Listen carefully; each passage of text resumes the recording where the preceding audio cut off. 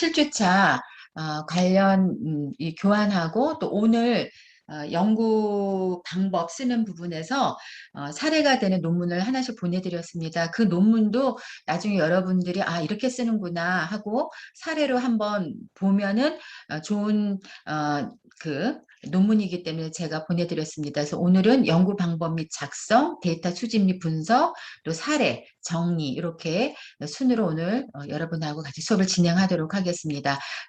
다시 제가 이 그림은 계속 보여드리죠. 일반적인 순서를 하는 것이 아니라 이제 전략적 차원에서 2개월 만에 쓰는 논문의 과정, 여정들이 이 단계별로 진행된다. 그래서 방금 말씀드린 대로 관심 분야, 연구 모형, 가설 도출인데 제가 중간고사에서도 이걸 여러분들한테 자꾸 연습시키는 이유가 모형만 잘 가져다가 여러분들이 고민하는 부분들을 이제 이렇게 잘 접목시켜 가면 이 모형이 도출되면은요, 제목, 그리고 모형이 도출되면 설문지까지 다 나오는 거거든요. 그래서 이게 이 두 번째 단계, 모형을 여러 번 보는 것.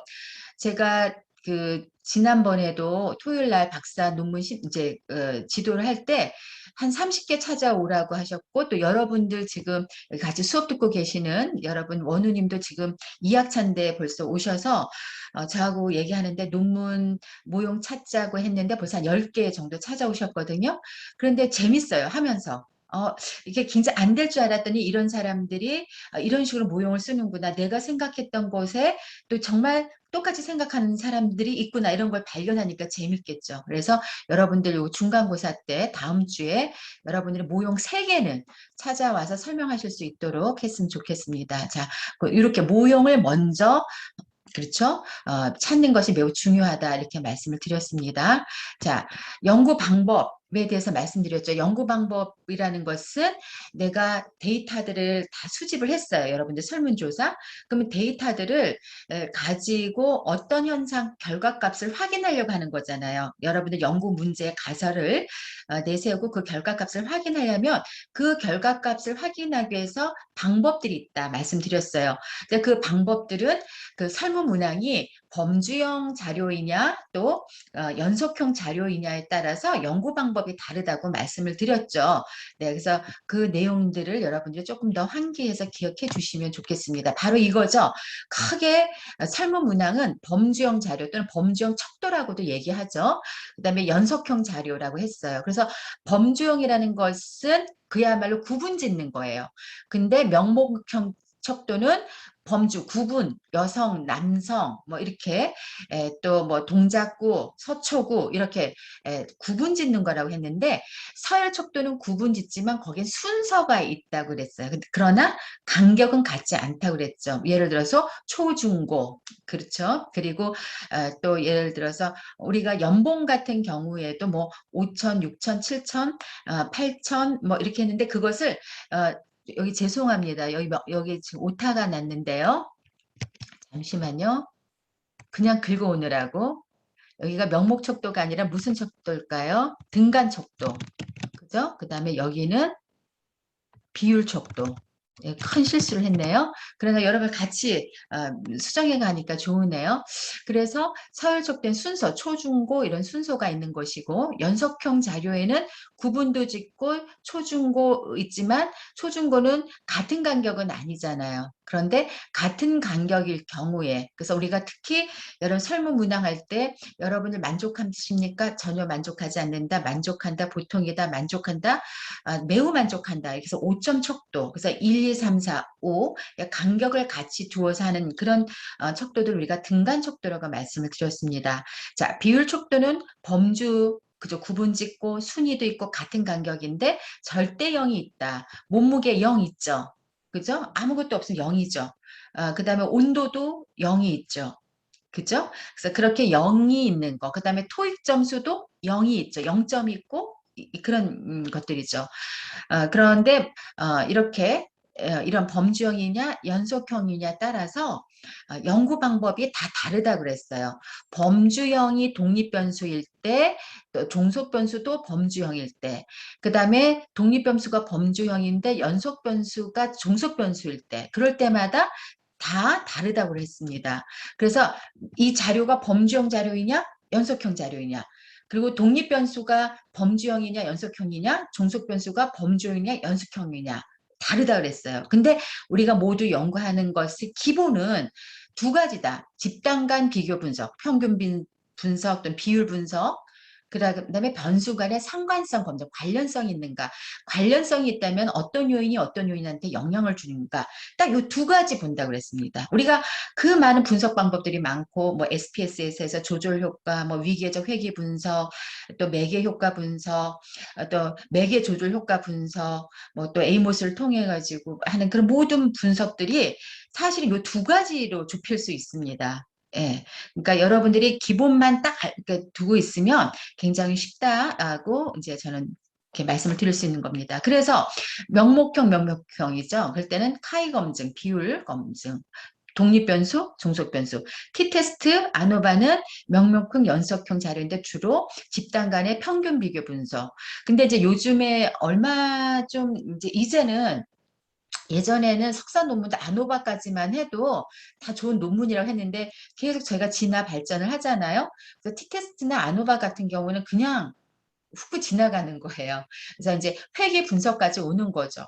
회계 분석만 이제 영향 요인 분석만 했는데 이제 이 영향 요인 분석만 하는 것이 아니라 A와 B에 간에도 어떤 변수가 중간에서 역할을 하는지, 또 A에서 B로 가는데 어떤 변수가 어떤 영향력의 힘을 강화시키는지 약화시키는지, 그리고 우리 조절 변수라고 그랬잖아요. 그런 것들을 보는 겁니다. 그리고 또 우리가 변수를 측정하기 위해서, 예를 들어서 만족도 측정하기 위해서 만족도 얼마입니까? 해서 만족도만 묻는 거를 아니라 그랬잖아요. 만족도를 질문하는 하위 질문들이 있다 그랬어요. 그러니까 만족도를 구성하는, 만족도를 측정하기 위해서 제일 먼저 이 제품에 만족합니까? 이렇게 물을 수 있지만 그것만 묻는 것이 아니라 그랬잖아요.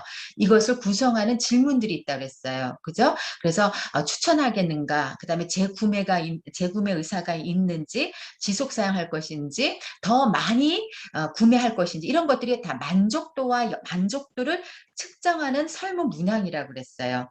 그걸 척도라고 그랬고요. 그래서 여러분들이 한 개념을 설문하기 위해서는 이런 구성하는 개념의 구성 요소들, 그런 구성요들이 척도라고 그랬고, 그런 척도들을 기존 선행 연구에서 다 가져와야 된다고 이제 말씀드렸습니다.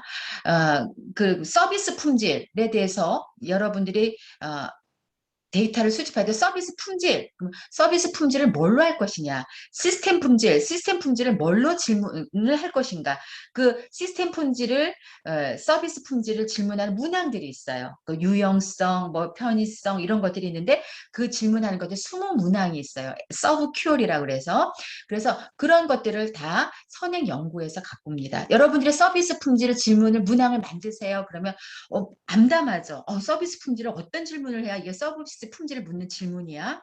굉장히 암담한데 선행 연구자들이 기본적으로 서브 큐리라고 그래서 서비스 품질, 여러분 우리 굉장히 서비스업이 많잖아요. 음식점, 또 예를 들어서 의료행위, 그리고 교육도 서비스죠. 그러니까 이런 교육에 대한 서비스 품질을 측정하는 문항들 갖고 오려면 서브 큐리라는 데서 갖고 온다라는 거죠. 그래서 이제 예를 들어서 그런 문항들을 다 가지고서 그 자료들이 연속형이냐 연속형으로 또 가느냐에 따라서 이렇게 연구 방법들이 다르다고 말씀드렸습니다.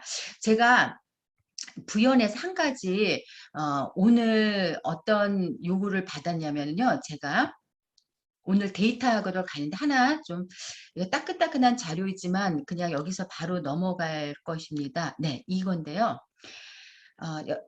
여러분 이거 아직 공유가 안 됐네요. 잠시만요.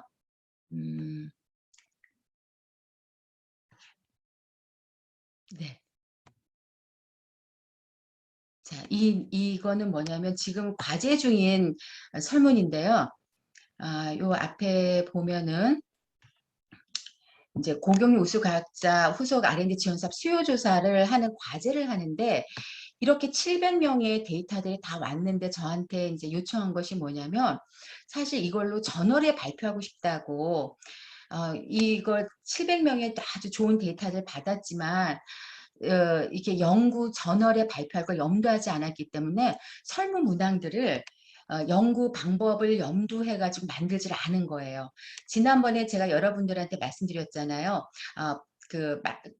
선호하는 브랜드가 무엇입니까? 뭐 예를 들어서 라면 같은 경우에는 뭐 신라면, 농심라면, 뭐 짜파게티 이렇게 묻는 것이 아니라 그 신라면, 짜파게티, 농심라면에서 선호도에서 매우 좋아한다 이런 식으로 연속형으로 해야지 어떤 영양 요인이라든지 그런 고 단위의 고 수준의 연구 방법론을 사용한다고 했었어요. 그래서 이거를 쭉 보니까 다 물어보니까 이런 범주형이에요. 그죠?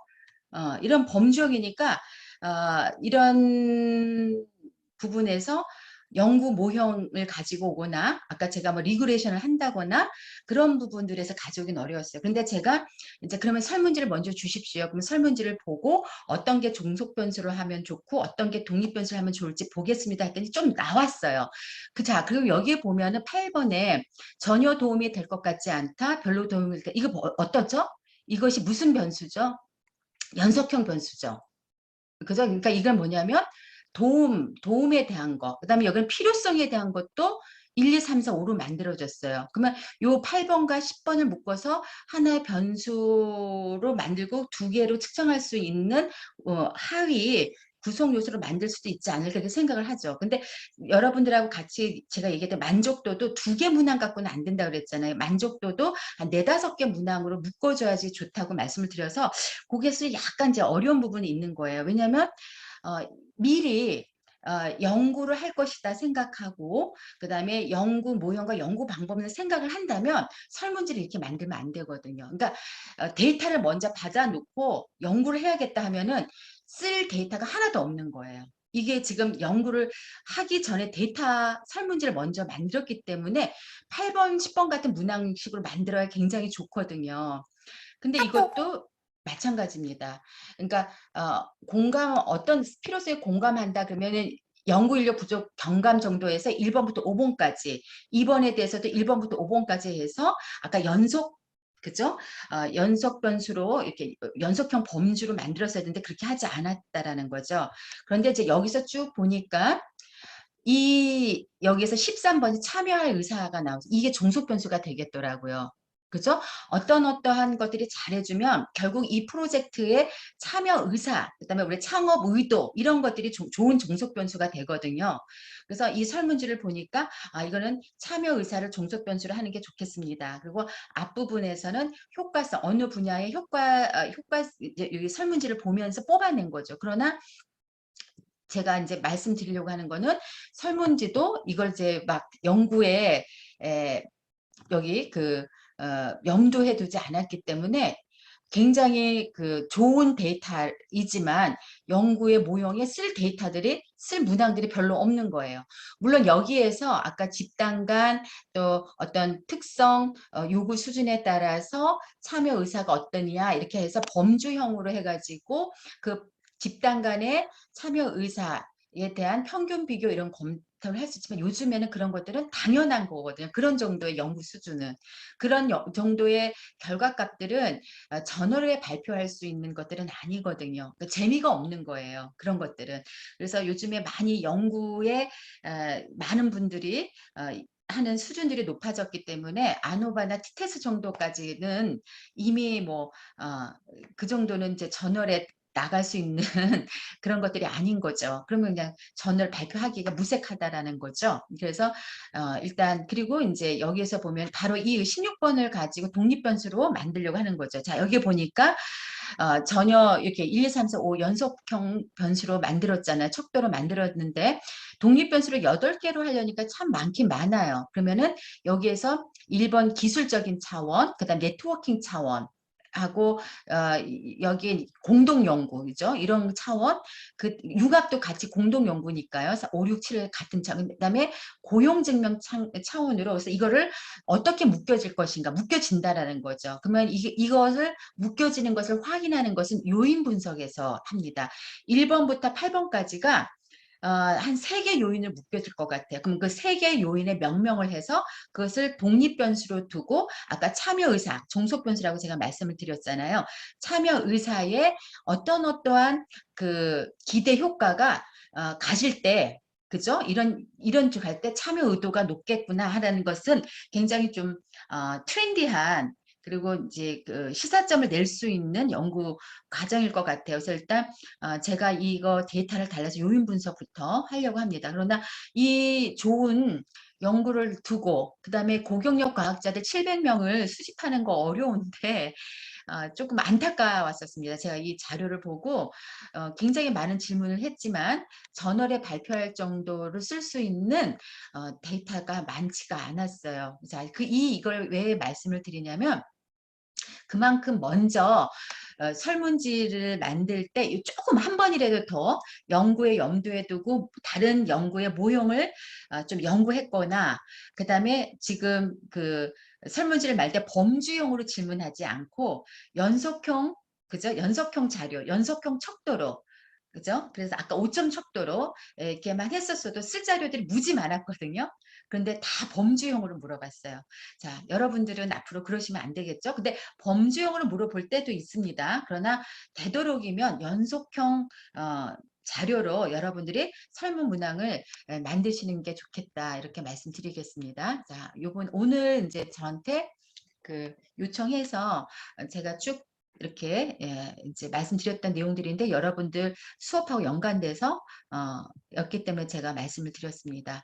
자, 여기 변수의 의미는 다 알죠? 뭐가 매개 변수고 뭐가 조절 변수고 여기 또 통제 변수인데, 통제 변수는 어떤 의미인지 말씀을 드렸습니다. 지난주에 저한테 모형을 하나 보내주셨어요. 근데 그것은 그림으로 그려진 모형이 아니라 회기식에 대한 모형이었어요. 그런데 회기식이 딱 나오면 여러분들 복잡해, 뭐 y는 뭐 ax, bx, 뭐 람다 뭐 이런 식으로 나오니까 여러분들 굉장히 어려운 것 같은데 너무나 간단한 모형이었어요. 뭐 예를 들어서 뭐 그 벤처 투자, 그죠? 투자 금액이라든지 그다음에 기업의 경영 성과라든지 그것은 예를 들어서 그 기업의 조직 문화에 따라서 달라질 것이다, 이렇게 했는데 딱 변수가 하나밖에 없었어요. 독립 변수 하나, 중속 변수 하나예요. 근데 그것을 옆에 보니까 통제 변수가 엄청 많은 거예요. 자, 통제 변수를 이제 두는 이유는 말씀드렸죠. 왜 그러냐면 우리가 A라는 요인이 B라는 요인에 영향을 줄 때 한 요인만 영향을 주는 게 아니잖아요. 그러니까 예를 들어서 여러분들이 성적이 올라갔어요. 그럼 성적의 향상도, 성취도는 예를 들어서 열심히 공부하는 시간도 있지만 열심히 공부하면은 당연히 이제 점수가 올라가지만 열심히 공부하는 것 외에도 많이 있겠죠. 뭐가 있겠죠? 뭐 그날따라 그 선생님 그 교사가 공부법을 달리했다라든가 또 예를 들어 용돈을 더 준다, 뭐 성적이 올라가면 용돈을 주겠다라든가 그런 변수들이 굉장히 많을 거 아니겠어요. 그런데 그런 변수들에 의해서 오히려 성적이 올라갔는데 그냥 이 친구는 그 책상 앞에 앉아서 게임했지만 예를 들어서 게임을 했지만 그러니까 공부 시간 수에 따라서 올라가는 건다는 건 아니잖아요. 그죠? 또 IQ도 있을 것이고. 그래서 그런 통제 변수들을 많이 이렇게 둡니다. 그래서 그 통제 변수를 둔다는 그 변수를 어떻게 그 연구 과정에 치른 것이 아니라 오히려 회기식에 넣어가지고 그 회기식에 넣어서 종속 변수에 우리가 연구하는 연구 대상자의 종속 변수에 이 통제 변수가 영향을 주는지 안 주는지 파악을 하는 거죠. 영향을 안 주면 된 거고요. 영향을 주면 영향을 줬을 때 그 베타 값이라 그랬잖아요. 예를 들어서 IQ면 IQ 앞에 있는 상수가 나오기 때문에 내가 연구하려고자 하는 독립 변수의 상수가 정확하게 나온다라는 거죠. 그래서 이런 통제 변수는 기존의 선행 연구에서 찾아내서 통제 변수 몇 가지를 넣어야 된다. 어떤 경우에 없으면 통제 변수 넣지도 않는다, 이렇게 말씀을 드렸습니다. 지난 시간에 한 거 다시 복습합니다. 왜 그러냐면 오늘로 해서 이제 이 내용들은 이제 전혀 하지 않기 때문에 다다음 주부터는 통계 패키지 수업하기 때문에 다시 말씀을 드리는 거고요. 자, 연구 계획서, 연구의 논문의 구성 다 말씀을 드렸습니다. 지난 시간에 연구의 필요성 한 7페이지 정도를 쓴다고 했어요. 그죠? 근데 요즘에 그 논문 지도를 하다 보니까 연구 필요성에서 연구의 배경, 그죠? 여기 연구의 배경인데 여기는 보통 연구의 필요성이라고 합니다. 여기에. 그죠? 근데 이 연구의 필요성이라기보다는 여기를 이제 제가 네, 맞네요. 연구의 필요성. 네. 그 서론 작성이죠. 서론 작성이 이제 한 7페이지 정도 되는데 연구의 필요성이 한 3페이지 정도 이내로 2페이지에서 3페이지 이내로 합니다. 그래서 4가지의 구성으로 됐다. 필요성 쓰고 문제 제기, 그 다음에 선행 연구의 한계점, 그 다음에 선행 연구의 한계에 따른 본연구는 어떤 식으로 추가해서 연구하겠다. 이 연구를 하게 되면 어떤 연구의 기대 효과가 있다. 이렇게 3페이지 정도 쓴다고 말씀을 드렸고 연구의 목적, 그 다음에 연구의 문제나 가설을 제시하고 연구 범위 및 방법. 우리 그 호서대학교는 요 정도에서 씁니다. 근데 어떤 경우에는 용어의 정의가 들어갈 필요가 있습니다. 왜냐하면 그 많이 쓰는 용어가 아니거나 또 대상자를 특이하게 이렇게 그 선정해서 연구하거나 할 경우에는 용어의 정의를 써주는 게 좋겠죠. 그래서 이렇게 서론에는 이런 식의 구성이 되어 있다. 이것이 보통 논문을 쓰게 되면 7페이지 정도에 쓴다. 근데 이 3페이지 정도, 2, 3페이지 쓰는 것들은 굉장히 어려워하시지만 이제 저거 토론을 통해서 쓸 수 있다라고 말씀을 드렸습니다. 네, 그 다음에 이제 이론적 배경. 이론적 배경은 보통 이제 석사 논문은 길게 막 무조건 중원부원 쓸 필요 없거든요. 그냥 대상자에 대한 거죠. 그 다음에 독립, 종속, 매개 조절. 만약에 조절이 없다면 독립, 종속, 매개에만. 매개 조절 없으면 대상자, 독립, 종속 변수만. 종속 변수가 하나가 아니라 2개일 수 있고 3개일 수도 있잖아요. 그러면 그런 독립 변수에 대해서 그 개념, 그 다음에 이러한 그 독립 변수와 관련된 현황, 그 다음에 이 독립 변수와 관련된 선행 연구 그런 것들을 써주는 거죠. 그래서 각 게 보다 보면은 변수별로 보통 한 3페이지 내지 5페이지 현황들 하면 표 들어가고 또 정리하다 보면 10페이지도 됩니다. 그러나 이렇게 이론적 배경은 25페이지 내외로 이렇게 쓰게 됩니다. 예, 그래서 보통 이제 쓰는데 중요한 것은 베껴 쓰는 게 아니죠. 여러분들 제가 지난 시간에도 각각 그 논문을 찾아서 이 논문의 어떤 부분에서는 독립 변수에 들어갈 논문이라면 그쪽에다가 다 이렇게 그 논문을 집어넣고 페이지 적어서 여러분들이 그 논문의 독립변수 개념을 설명. A라는 연구자는 이렇게 개념을 설명하고 B라는 연구자는 어떻게 설명했고 또 어떤 단체에서는 개념을 이렇게 설명했고 뭐 어떤 연구자는 이렇게 했는데 종합적으로 보면은 결국 이 정의는 이런 것을 다룬다 하고 여러분들이 정리를 해주는 거거든요. 그래서 그렇게 쓴다 이렇게 해서 사례를 가지고 말씀을 드렸습니다. 자, 이론적 배경 굉장히 간단해요. 자, 여러분들이 연구 모형에서 독립, 종속, 그 다음에 매개 조절 변수 대상자에 대해서만 써주면 된다. 이렇게 보시면 되겠습니다. 자, 그 다음에 연구 방법 작성이죠. 자, 연구 방법 작성인데 연구 방법 작성은 이렇게 씁니다. 연구 모형. 지금 여러분이 찾았던 연구 모형. 이거 이제 그 연구 모형, 나의 연구 모형은 이렇습니다. 그리고 그 연구 모형은 그림으로 보여주고 글로서 써주는 것이 바로 가설을 써주는 거죠. 그래서 여러분들이 논문을 보다 보면 H1, 뭐 H2, H3 이렇게 나오죠. 그래서 연구 모형에서 가설을 이제 같이 제시해 주는데요. 그때 가설은 A라는 예를 들어서 광고비를 많이 그 책정해서 실행하면은 매출 매출액이 증가할 것이다. 이렇게 가설을 쓰면 H1. 근데 이것을 그냥 바로 가설로 여러분 들어가는 것이 아니라 내가 이 가설을 했을 때는 A라는 연구자, B라는 연구자도 광고비에 대해서 이렇게 매출액에 영향을 미친다고 이런 연구가 있었고 C라는 연구자도 이렇게 반면에 C라는 연구자는 누구를 대상으로 그러니까 광고비가 매출액에 영향을 준다고 했으므로 나는 우리 연구 대상자로 광고비를 많이 책정을 하면은 매출액이 올라갈 것이다라는 가설을 세웠다. 이런 식으로 설명해 주는 거거든요. 네, 그것도 이제 여러분들 자료를 통해서 보여드리겠습니다.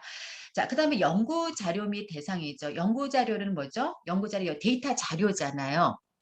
그래서 그 데이터 자료 설문지에 대한 얘기를 하는 거거든요. 자, 광고비를 어떻게 질문했는가? 광고비라는 것을 그 변수를 어떤 질문으로 누구의 연구에서 가져온 설문 문항으로 우리가 설문을 했다 그걸 알려주는 거예요. 그래서 광고비라는 것 단순히 광고비 책정 그랬으면 단순히 광고비를 그냥 그날 그 2020년도에 광고비를 그 결제한 금액을 할 것이냐 아니면 그게 아니면 전년 대비 광고비를 증가했던 증감률을 볼 것이냐 여러 가지 방법이 있잖아요. 그죠? 광고비 책정에서 또 때에 따라서는 광고비 책정이 금액으로 하는 것이 아니라 광고비의 매체를 어떻게 다양하게 했는가 그죠? 그러니까 예전에 매체를 5개를 했다면 이번에 15개 했는가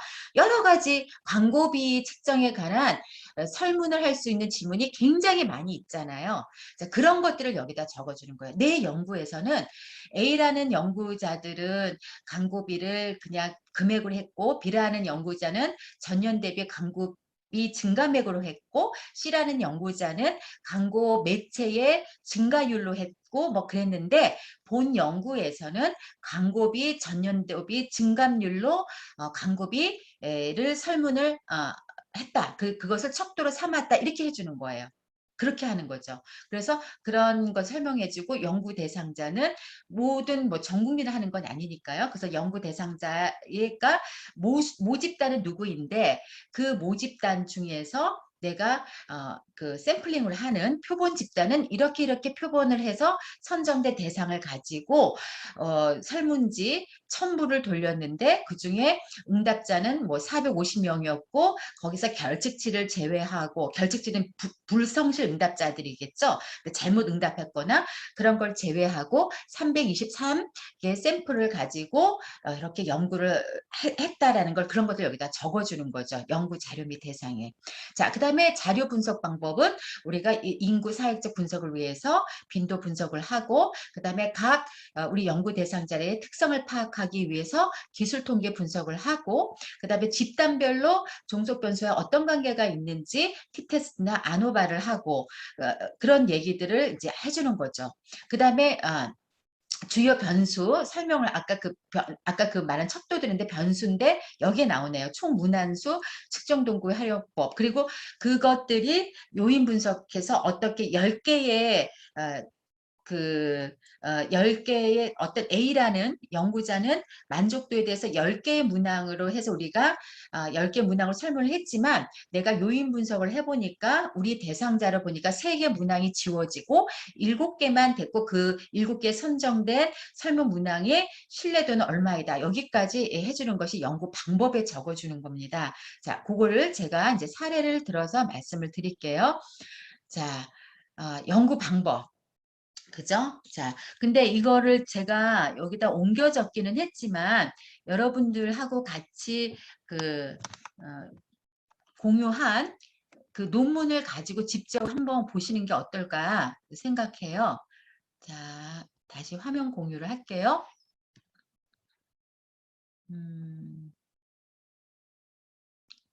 여기 있네요.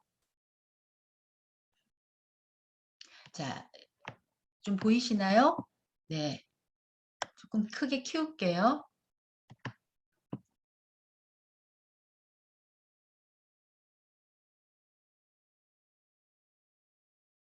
크게 좀 안 키워지나요? 제가 지금 마우스가 없어서 하던 게 잘 안 되는데 그냥 보세요. 자, 연구 방법 이렇게 했죠. 그럼 연구 모형. 이건 조금 제가 이 논문은 복잡한 논문을 가져오지 않았습니다. 왜냐하면 복잡한 논문은 제가 전달해줄 내용을 그 맥락적 차원에서 좀 흩어버리게 더 좀 혼동스럽게 만들 수 있을 것 같아서 좀 간단한 그 논문을 가지고 왔지만 그래도 구성 내용들은 잘 정리가 되어 있습니다. 그래서 연구 모형, 그래서 본 연구는 농촌지역 노인 일자리 사업 참여 기관이 노인 일자리 사업에 참여 노인들의 생활 만족도에 미친 영향을 검증하고 농촌지역 노인 일자리 사업 참여 기관의 사회관계, 여기 사회관계죠. 그 다음에 사회활동을 통해서 생활 만족도에 영향을 미친지 살펴보았다. 그래서 본 연구의 목적을 달성하기 위해 연구 모형을 그림 1과 같이 설정하였고 이에 따른 연구 가설은 다음과 같다. 여러분 이대로 쓰는 거예요. 제가 지난번에 말씀드렸죠. 연구 방법이나 연구 결과를 쓰는 방법들은 창작이 아니라 그랬어요. 그러니까 논리적 글쓰기 때문에 군더더기가 없어야 되고 이렇게 해서 이렇게 했다. 굉장히 건조하긴 해요. 그러나 굉장히 논리적이어야 되고 내가 이 글을 쓰는 데는 뒷받침하는 백데이터들이 있어야 된다라는 말씀을 드렸죠. 그런데 백데이터들을 그거가 있으니까 내가 쓰는 게 아니라 그것에 내가 긍정이면 긍정이라고 해서 더 진절시키고 나가기도 하고요. 그 선행 연구가 나는 부정이야. 난 그것을 받아들일 수 없어. 그러면 받아들이지 않는 이유를 설명하기 위해서 선행 연구에 대해서 왜 그런지 가지고 와서 이렇게 해야 된다라는 거죠. 그냥 내가 마음대로 쓰는 게 아니라 그랬거든요. 그러니까 여러분들이 이제 만약에 연구 방법을 써야지, 어떻게 써야 되지, 문맥을 어떻게 잡아야 되지 하면 이렇게 선행 연구들을 보면서 아, 이렇게 쓰는구나 하고 여러분 그대로 쓰는 거예요. 그럼 본 연구는 그죠? 여러분들이 뭐 이런 지금 이제 여러분들 지금 같이 논문 쓰시는 분 중에 하냐면 어떤 논문이 있냐면 부모들의 자녀에 대한 교육 코칭 역량이 지금 비대면 시대이기 때문에 학교 교육에서 다 이루어지지 않기 때문에 가정에서의 자녀 교육에 대한 코칭 역량이 지금 매우 중요한 시점이거든요. 그래서 그걸 연구를 해요. 요번에 아마 여러분들한테 설문해달라고 갈 거예요. 그래서 그 코칭 역량이 자녀의 자아 효능감과 학습 향상도에 어떠한 영향을 미치는지 그 영향을 검증하고 이렇게 쓰는 거예요. 본 연구는. 그러니까 부모의 교육 코칭 역량이 자녀의 자녀 효능감과 학습 향상도에 미친 영향을 검증하고 그죠? 그리고 그 코칭 역량과 그리고 자녀의 학습 그 성취도 간에 미치는 그 자아 효능감의 매개 효과와 그다음에 자녀에 대한 기대 이론, 귀인 이론이 이 두 변수 간의 조절 효과를 보기 위해서 다음과 같은 연구 가설을 설정하였고 이에 대해서 다음과 같은 연구 가설을 제시한다. 뭐면 또는 연구 가설은 다음과 같다. 이렇게 하는 거거든요. 그러니까 여기 이 말 쓰는 것도 막 어떻게 보면 내 논문 제목과 그런 것만 여기다 끼워 맞추면 되는 거죠. 그죠? 그래서 논문은 좋은 논문, 키 페이퍼라고 말씀드렸죠. 키 페이퍼 되는 거 한 두세 개만 두면요. 글쓰기는 걱정 없어요. 나중에 연구 결과도 쓰는 것, 표를 어떻게 작성하고 그런 부분에 대해서도 제가 여기 제가 여러분들한테 참고문을 했는데 결과표 작성법도 다 나와요. 그러니까 SPSS에서 결과값이 나오면 그 표를 논문에는 어떻게 어떻게 표현을 하고 그 표를 가지고 글 쓰는 방법도 다 제시가 되어 있어요. 그죠? 그러니까 여러분들이 좀 꼼꼼하게 앉아서 보기만 하면 충분하게 연구 결과 나면 일주일 만에 다 쓸 수 있어요. 연구 결과도. 그죠? 그다음에 제가 보기에 가장 쓰기 어려운 내용이 저는 이론적 배경이라고 생각합니다.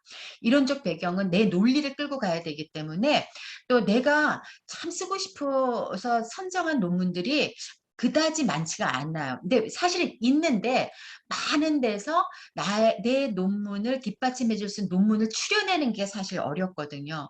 그래서 여러분들 이제 같이 이렇게 지금 요번에 5번의 논문을 쓰면서 같이 하는 말씀들이 뭐냐면 100개 논문을 찾았는데 쓴 논문은 한 15개, 20개밖에 안 된다. 그래, 맞습니다. 예. 그죠? 그래서 이론적 배경만 어느 정도 착 탄탄히 해놓으면 연구 결과, 결론 쓰는 거는 사실 어렵지 않습니다. 그리고 저하고 이제 통계 패키지를 통해서 이해를 하게 되면은 통계 돌리는 것도 여러분들 쉽게 하실 수 있어요. 네. 그래서 같이 돌리면 쉬워요. 같이 돌리면 저하고 옆에서 같이 돌리면 굉장히 쉽죠. 네. 그래서 이렇게 이제 가설 일은 요거 가설은 조금 저 같으면 이렇게 쓰지는 않지만 이분은 굉장히 너무 간단하게 썼죠. 여기에서 가설 1 해놓고 농촌 지역 노인 일자리 사업 참여 기간은 생활 만족도에 유의미한 영향을 미칠 것이다. 유의미한 영향, 통계적으로 유의미한 영향을 미칠 것이다. 그리고 또 이게 가설 1이잖아요. 그죠? 그리고 이제 가설 2는 이제 그 사회 관계는 노인 일자리 사업 참여 기간과 생활 만족도 간을 매개 사회관계 매개 효과가 있을 것이다. 또 사회활동은 노인 일자리 사업 참여기간과 생활 만족도를 매개할 것이다. 또 매개 효과가 있을 것이다. 이렇게 써주는 거죠. 그래서 가설 1, 2를 하겠지만 가설 1, 2, 3인 거죠. 사실은 가설 1, 2, 3이죠. 자, 그리고 또 어떻게 보면 어떤 분들은 또 이렇게 얘기를 해요. 여기서 더 가설을 만들기도 해요. 어떻게 하냐면 노인 일자리 사업 참여 기간은 사회관계에 영향을 미칠 것이다. 노인 일자리 사업 참여 기간은 사회활동에 영향을 미칠 것이다. 이렇게 하는 거죠. 여기에서. 그래서 근데 우리가 이게 이제 회기식을 돌리다 보면 제가 말씀드린 모든 영향 관계에 대한 회기 상수들이 다 나옵니다. 아까 그 베타 값이라고 그랬죠. 근데 여기는 가설 1, 2라고 했지만 사실은 가설이 하나, 둘, 셋, 넷, 5개가 되죠. 사실 가설 5까지 써주는 것이 좋습니다. 이 자료에서는. 자, 연구 자료 및 대상 말씀드렸죠. 연구 자료. 자, 연구 자료는 뭐죠? 그 연구 그 자료가 있을 수도 있고 없을 수도 있어요. 이분은 뭐냐면은 한국노인인력개발원의 노인일자리 사업에 참여 노인. 그러니까 한국인력개발원에서 그 자료들을 갖고 온 거죠. 그래서 여기에서 뭐냐면 비례 층화 표본 추출 방법 뭐냐면 만약에 노인 일자리 참여했는데 이 비례라는 것은 뭐죠? 비율적으로 어떻게 해요? 샘플을 추출했다라는 겁니다. 그러니까 이 노인 일자리 참여의 한국인력개발원에 예를 들어서 뭐 강동구에서 참여자도 있고 서초구에서도 참여자가 있고 뭐 동작구에서도 참여자 있고 영동포구에 참여자들이 있을 거 아니에요. 그런데 그 참여자들에서 아무나 뽑아보면 강동구에 있는 사람만 다 올 수 있잖아요. 그렇게 해서는 안 되겠죠. 그래서 전체적으로 강동구에서 그 참여자들의 비율에서 그죠? 비율에서 만약에 영동포에서 100명 참여하고 강동구에서 20명 참여했다. 그러면 100명에서 예를 들어서 이제 나누는 거죠. 비율을 뭐 5대 3대 2대 1 비율로 참여했다 하면은 여기 5명 뽑고 여기 3명 뽑고 2명 뽑고 이런 식으로 그런 식으로 뽑아둔 추출을 했다. 그리고 연구 기간 있죠. 조사 기간은 언제까지 했고 그다음에 이 사람들은 개별 면접 조사를 했다고 하네요. 네. 그래서 보니까 그 참여한 505명 중에서 주요 변수에서 결측지가 있는 케이스를 제외하고 292명 연구 대상으로 했대요. 그러니까 여기서는 뭐냐면 설문지를 우리는 보통 무슨 설문지를 하죠? 요즘에 구글 설문지를 많이 하는데 일반적으로 조사원을 시켜서 개별적으로 설문 문항에 왜냐면 노인들이시니까 구글로 잘 못하잖아요. 그래서 개인들이 직접 가서 설문지에다가 체크하도록 해서 만약에 설문지기 체크하면 뭐 하죠? 다 입력해야죠. 코딩 작업해야 되죠. 근데 요즘에 구글은 뭐예요? 구글 설문지나 네이버 설문지 너무 좋더라고요. 여러분들이 그렇게 딱 하면 바로 엑셀 자료에다 바로 그것들이 다 돼 있어서 그것만 SPSS를 딱 불러 이렇게 오면 되는 거죠. 여기는 이제 직접 조사원들이 이렇게 이 기간 동안에 직접 설문지를 가지고 이제 개별적으로 미팅을 해서 문항을 받았다 이렇게 써주는 겁니다. 이렇게 이런 것도 써주는. 여러분들 같은 경우는 어떻게 하겠어요? 예를 들어서 아까 음, 어, 그 이제 부모들의 그 교육 코칭 역량과 그다음에 자녀들의 학습 성취도 뭐 관계에 대해서 이제 연구를 하려는데 우리가 예를 들어서 어떤 학교 그죠? 학교의 학부모를 대상으로 한다 그러면 서울 전 지역 이게 학교 또 지방에도 있고 했는데 이제 지역을 좁혀야 되겠죠. 그래서 일단 서울 지역에서 하는데 서울 지역 각 구들이 많잖아요. 그러면 그 구에서 어떤 학교를 어떻게 추출을 했고 아니면 일부만 하겠다. 뭐 강동구면 강동구만 하겠다. 강남이면 강남 지역에 몇 개 학교에서 그 구의 비율별로 해서 학교를 선정해서 거기에 학부모 몇 명씩을 추출했다라든가 그런 걸 여기다 써주는 거죠. 그리고 조사 기간은 어떻게 했고 우리는 웹 서베이를 했거나 아니면 구글 설문지를 통해서 받았다라든가 그리고 그 구글 설문지에서 받았더니 잘못된 또 결칙치를 제외하고 몇 개의 대상 그러니까 뭐 몇 명을 대상으로 이렇게 이제 연구를 하였다라든가 그런 것들을 여기다가 이렇게 써주는 것 됩니다. 그러니까 여러분들 했던 거 그대로 여기다 써주는 거죠. 연구 자료 및 대상 그렇게 써주는 거죠. 자, 그리고 측정 도구. 자, 측정도는 뭐였죠? 설문문항이죠. 그래서 설문문항은 뭐죠? 독립변수는 어떤 설문문항을 썼고 종속변수는 어떤 문항을 썼다. 그런 거죠. 독립변수는 아까 뭐죠? 노인 일자리 사업 참여 기간이죠. 자, 그래서 자, 이 독립변수는 이 참여 기간으로서 2006년부터 2011년까지 노인 일자리 사업에 참여 근무연수의 합을 활용하였대요. 합. 그러니까 2006년도 2006년도까지 그 사업에 참여했을 때 뭐 1년 했다든지 3년 했다든지 2년 또 띄어가지고 1년, 2년 하면 2년이 되는 거죠. 그래서 그 체크를 하게 해가지고 그 합을 통해서 했으니까 이 합은 어떤 변수가 될까요? 연속 변수일까요? 그죠? 연속 변수죠. 하나도 참여 안 하면 0이 나오니까 특히 비율 척도가 되겠네요. 그죠? 그래서 점수가 높을수록 참여기간이 높은 것이 해석된다. 이렇게 했어요. 여기는 그러니까 이런 이 독립변수 같은 것도 광고비 책정도 금액으로 할 수 있고 아니면 3년 동안에 투자한 광고비에 합을 한다. 그런 것도 독립변수로 연속변수가 되는 거겠지요.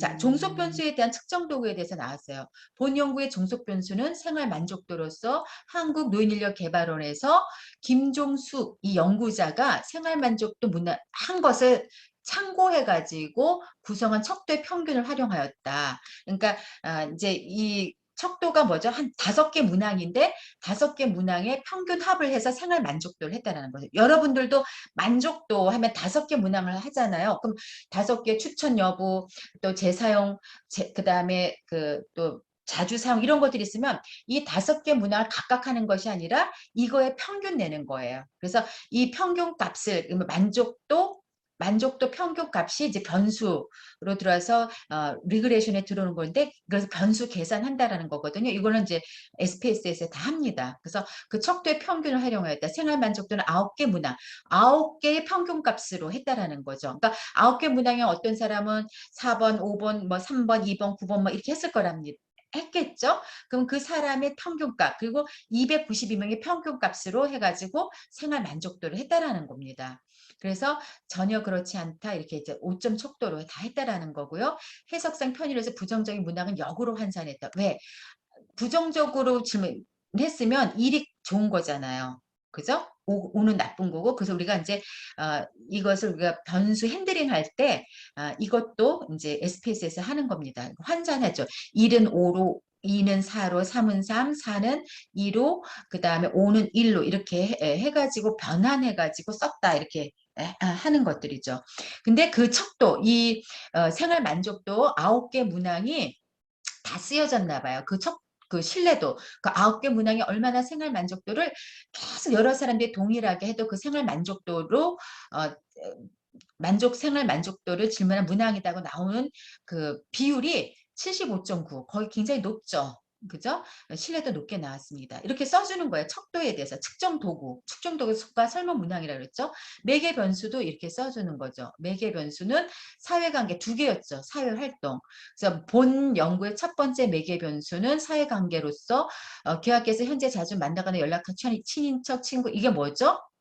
이게 뭐냐면 조작적 정의예요. 여기서는 이제 그 조작적 정의를 나중에 표로도 하나 이렇게 이제 기재를 합니다. 그 말씀드릴 텐데요.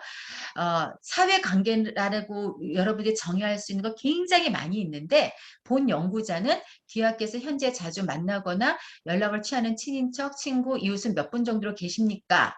요거를 사회관계라고 본 거예요. 근데 저 같은 경우에는 나를 돈을 얼마를 빌려줄 수 있는가? 돈 많이 빌려주는 사람. 이렇게 할 수도 있잖아요. 그죠?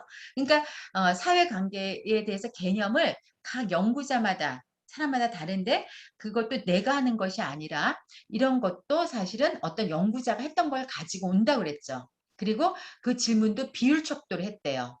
근데 점수가 이거 비율 척도를 했다라는 거니까 그런 것을 100점 만점으로 했을 때 그죠? 그 몇 분 정도네요. 몇 분 정도니까 3명, 4명, 5명 이렇게 쓰도록 한 거죠. 그죠? 그러니까 어떤 사람은 12명, 어떤 사람 100명일 수가, 어떤 한 명일 수도 있고 그런 거겠죠? 그렇게 비율 척도로 0이 있죠. 그죠? 예, 0이 있잖아요. 한 명도 없으면 0이잖아요. 그러니까 0이 있기 때문에 비율 척도로 측정했다 한 거고요. 두 번째 매개 변수 사회활동은 귀한 현재 다음의 단체에 얼마나 참여하고 계신지 사회활동이죠. 해당되는 곳에 모두 응답하여 주십시오라는 질문을 활용하였다. 자, 근데 이것도 여기 두 개의 변수에 뭐냐면 이걸 조작적 정의인데요. 이 조작적 정의에 대해서 어떤 연구자가 사회관계에서 이렇게 정의를 했고 어떤 연구자는 사회관계에서 또는 사회활동에서 이렇게 정의를 했고 했는데 그중에서 나는 B라는 연구자의 정의를 가지고 와서 이렇게 그걸로 질문을 만들었다 하고 써주는 게 사실 좋죠. 이 두 가지에 대해서 본인이 한 건 아닐 거예요. 그죠? 제가 이제 설문문항은 내가 창의적으로 하는 거 아니라고 말씀드렸잖아요. 그러니까 그래서 이제 구체적으로 문화단체, 스포츠단체, 친목단체, 시민이익단체 지금 이것들을 각각 얼마나 참여 월 평균 시간에 합을 활용하였으며 이것도 비율 척도로 측정했대요. 자, 이거는 사회관계나 사회활동을 비율 척도로 할 수도 있고 등간 척도로도 할 수가 있거든요. 나는 사회관계에 적극적이다, 전혀 아니다, 그렇다, 그렇지 않다, 보통이다, 참여한다, 매우 많이 참여한다 이런 식으로 등간 척도로도 할 수가 있는데 이 연구자는 비율 척도로 했네요. 자, 어느 척도 비율이나 등간 척도나 연속 변수이기 때문에 다 의미 괜찮습니다. 리그레이션 쓸 수가 있는데 이 연구자는 비율 척도로 했다 이렇게 하나요. 비율 척도가 훨씬 더 고등 어떤 연구를 할 때 더 좋겠죠. 아무래도 상위권. 자, 통제 변수도 넣었네요. 본 연구에서는 기존 연구 결과의 검토를 통해서 항상 말이죠. 통제 변수. 기존 연구 결과에서 그 변수들이 어떤 영향 요인으로 들어왔다면 생활 만족도에 영향 요인으로 들어왔다면 여기서 통제 변수를 쓴다라는 거죠. 통해서 생활 만족도에 영향을 미친 요인으로 성별, 연령, 교육 수준, 가구 연소득, 주관자 건강 상태를 살펴볼 수 있었다. 왜? 우리가 생활 만족도 뭐예요? 연령에 따라 다르고 성별에 따라 다르겠죠. 요즘에 젊은이들 만족도 높나요? 예전에는 젊기 때문에 만족도가 높았는데 요즘은 좀 아닌 것 같아요. 나이가 든다고 생활 만족도가 떨어지는 것도 아닌 것 같아요. 자, 교육 수준에 따라서도 생활 만족도가 달랐고 또 연소득에 따라서도 생활 만족도가 달랐다라는 그런 선행 연구들이 있어서 이것을 통제 변수로 했고 이러한 인구 사회학적 요인들을 통제 변수로 설정했다 했죠. 근데 이제 여기에서 통제 변수를 남성을 1, 여성은 0으로 더미와 숫자로 한 거죠. 그래서 왜냐하면 남성 연속 이걸 왜냐하면 그 리그레이션 돌리려 그러면 아까 회귀 분석 뭐예요? 독립 변수도 연속이어야 되고 숫자로 그 연속이어야 되고 그다음에 종속 변수도 연속이었는데 남성 연속하면 성별은 통제 변수로 올 때 할 수가 없는 거예요. 왜? 범주형 변수기 때문에. 그래서 이걸 숫자로 표현한 거예요. 이제 숫자로 남성은 1, 여성은 0이에요. 그러면 예를 들어서 세 개의 집단이 나올 수도 있잖아요. 여기에 이제 초, 중, 고 이렇게 나왔잖아요. 대학 네 개 구분이죠. 그럼 이것도 예, 교육 수준도 연속 변수를 쓰려고 그래요. 그럼 어떻게 되죠? 초등 졸업이면 00000, 그다음에 중학교라면 00001, 그렇죠? 뭐 고등학교는 0010, 그다음에 그 대학교는 그런 식으로 이제 더미화 시킨다 하는데 이것도 더미화 시키는 방법도 나중에 알려드릴 겁니다. 그렇게 해서 연속 변수화 시키는 것을 더미화 시킨다고 합니다. 그러니까 범주형 변수들을 이렇게 연속형 변수로 쓸 수 있도록 수치화 시키는 것들이죠. 그러니까 1형으로 가지고 그 5개 그룹은 0000 있고 01000 있고 001000이 있을 수 있고 그렇게 되겠죠. 그래서 그런 식으로 해서 이렇게 더미화 시켜가지고 한다 이렇게 썼네요. 그 다음에 주관적 건강 상태는 이렇게 등간 척도로 그죠? 건강하지 않은 표 보통 건강한 표 매우 건강함으로 이렇게 했고 소득은 연속 변수 그죠? 그래서 아마 그 쓰게 했거나 이거 그렇게 했던 것 같습니다. 그래서 돈을 연속 변수니까 바로 금액을 쓰게끔 한 것 같아요. 그래서 여기서 범주형인 성별하고 학력의 교육 수준은 이렇게 이제 이걸 더미 변수화 한 것으로 지금 보여지네요. 자, 그 다음에 분석 방법 쓰는 거죠. 자, 분석 방법은 아까 통계 방법 이렇게 쓰는 거예요. 이 정도. 자, 본 연구에서 이대로 쓰면 돼요. 연구 문제를 해결하고 가설을 검증하기 위한 분석 방법의 절차는 다음과 같다. 연구 분석을 위해서 SPSS 19.1, 요즘에 21.0까지 나왔죠. 21.0 프로그램 이용했다. 여러분들이 만약에 매개 효과를 보기 위해서 에이모스도 쓸 수 있습니다. 그래서 에이모스도 쓸 수도 있고 또 매개 효과에서 여기에서 그 프로세스 매크로란 프로그램을 적용했다. 여기 설명하죠. 저는 프로세스 매크로는 한 번도 써보지는 않았어요. 왜냐면 제가 연구할 때는 프로세스 매크로라는 프로그램이 나오지를 않았거든요. 그래서 한 번도 써보지는 않고 그냥 이제 원리만 이해를 하고 있는데요. 원래 매개 효과를 이제 위계적 회귀 분석으로 이렇게 SPSS 하다가 또 에이모스에서 하다가 이제 조금 더 그 매개 효과 수치 값을 매개 효과가 매개가 하나만 있는 게 아니라 또 걸쳐서 여러 개가 있을 수 있잖아요. 그래서 그런 고급화된 더욱더 진보된 진화된 연구 방법론을 하기 위해서 이제 프로세스 매크로라는 프로그램이 나왔어요. 그래서 이제 이것도 뭐 원리 알고 또 클릭하면은 되는 거니까 쉬울 거예요. 그래서 그래서 이제 SPS 19.0을 이용하였다 이렇게 쓰는 거죠. 첫째, 연구 대상자, 연구 사회적 특성 및 노인 일자리, 사업 참여 기간, 생활 만족도, 사회관계 및 사회활동의 특성 파악을 위해서 빈도 분석. 제가 말씀드렸죠. 제일 먼저 빈도 분석. 그 다음에 그 대상자들의 특성을 알기 위해서 기술 통계를 실시하였다. 이렇게 쓰시는 거예요. 다 여러분들 이렇게 써야 돼요. 둘째, 본 연구에서 사용하는 통제 변수와 주의 변수들 간의 다중 공성성 문제를 살펴보기 위해서 이별량 상관 분석. 상관 분석 말씀드렸죠. 얘하고 관계 있느냐인데 이 상관 분석 여기서 조금 어려운 용어가 나왔어요. 다중 공선성이라고 말씀드렸는데 뭐냐면 A하고 B하고 영향을 미치는데 너무 친해요. 그래서 딱 달라붙었어요. 그래서 영향을 미치는 정도가 아니라 그냥 A가 B인 거예요. 그러면 이 상관성은 많이 높지만 리그레이션 할 수 있는 변수는 아닌 거예요.